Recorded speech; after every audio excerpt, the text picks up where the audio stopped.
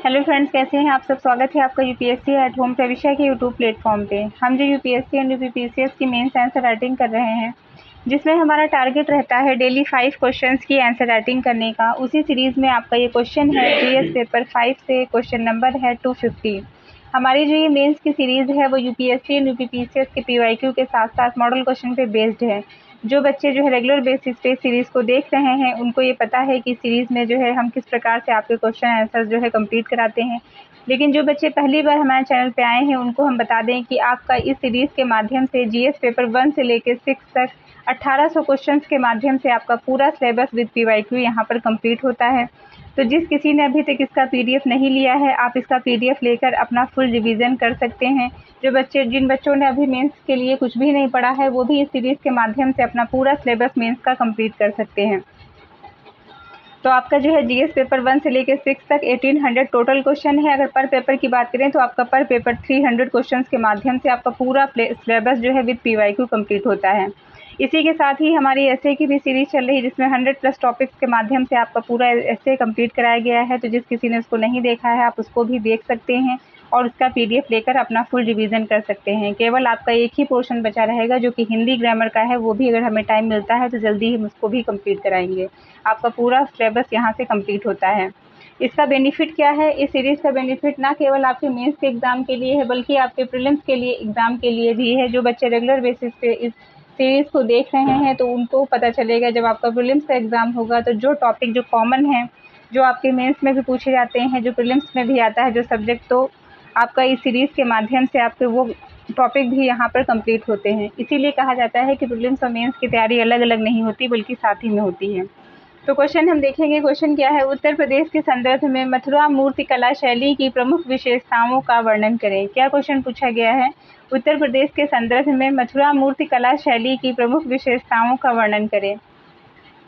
तो सबसे पहले हम क्वेश्चन की फॉर्मेटिंग करेंगे। 15 से लेकर 20 शब्दों में हम इसका इंट्रो देंगे। नेक्स्ट जो कि क्वेश्चन की मेन बॉडी का पार्ट है, इसकी हम जो है बात करेंगे, प्रमुख विशेषताएं क्या हैं, फिर कंक्लूजन देते हुए अपने आंसर को कंप्लीट करेंगे। तो बात करते हैं हम सबसे पहले इसके इंट्रो की।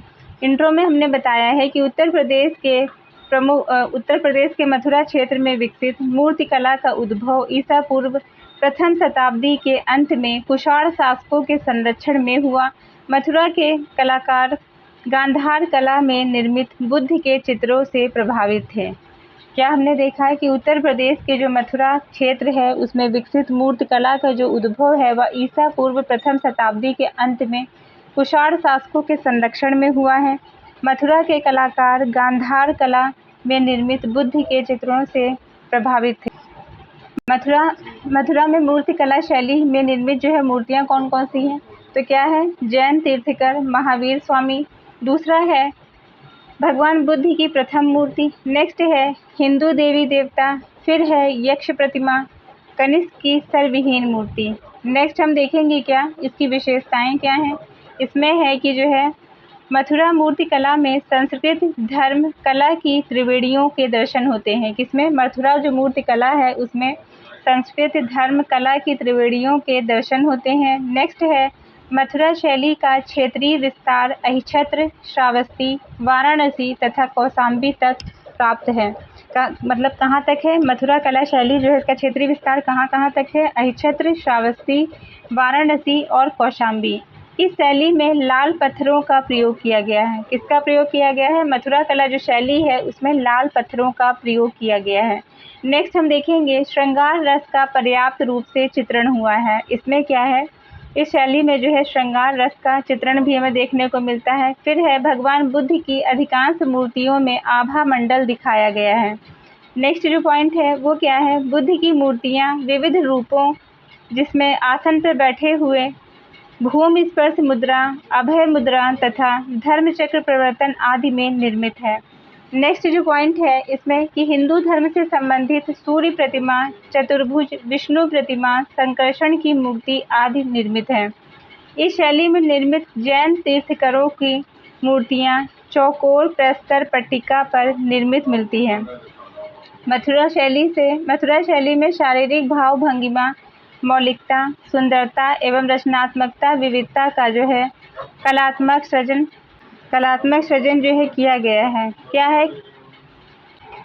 मथुरा शैली में शारीरिक भाव, भंगिमा, मौलिकता, सुंदरता एवं रचनात्मकता, विविधता का जो है कलात्मक जो है सृजन किया गया। अतः निष्कर्षतः यह कहा जा सकता है कि मथुरा मूर्ति कला शैली न केवल उत्तर प्रदेश अपितु राष्ट्रीय एवं अंतर्राष्ट्रीय स्तर पर विकास के उच्च मानकों का प्रदर्शन करती है। तो ये हमारा क्वेश्चन कंप्लीट होता है, जो कि हमने लिया था जीएस पेपर 5 से। क्वेश्चन नंबर था 250। तो क्या क्वेश्चन है? क्वेश्चन है कि उत्तर प्रदेश के संदर्भ में मथुरा मूर्ति कला शैली की प्रमुख जो है विशेषताएं क्या है, इसका हमें जो है वर्णन करना था। नेक्स्ट आपका जो क्वेश्चन है कि उत्तर प्रदेश के संदर्भ में महाधिवक्ता की नियुक्ति तथा उनके कार्यों की जो है व्याख्या करनी है। तो इस क्वेश्चन को हम आपकी नेक्स्ट क्लास में कंप्लीट कराएंगे। आप लोगों को हमारी जो सीरीज चल रही है मेंस की कैसी लग रही है, हमारे कमेंट सेक्शन में ज़रूर बताइए। तो ऐसे ही पढ़ते रहिए, लाइफ में आगे बढ़ते रहिए। यूपीएससी एट होम प्रविष्या के साथ प्रीलिम्स मेंस प्रैक्टिस करते रहिए। Thank you.